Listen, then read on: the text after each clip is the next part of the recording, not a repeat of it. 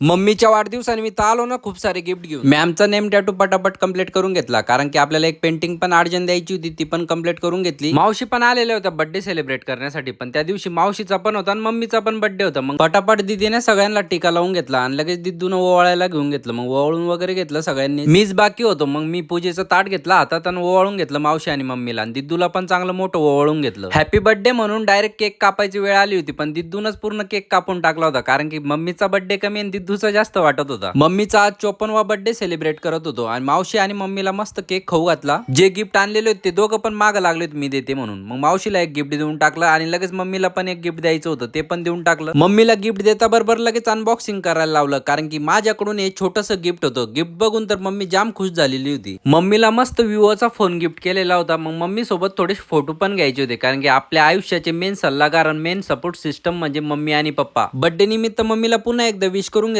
लगेच आपल्या दिदूचा 5 सेकंदाचा डान्स झाला, कारण भूक पण खूप जोरात लागली होती, टाइम पण खूप झालेला होता. क्वीनला घेऊन डायरेक्ट निघालो हॉटेलला जेवणासाठी. हॉटेलला तर पोहोचलो. आता मी जेवण करून घेतो, तेवढं तुम्ही फॉलो करून घ्या.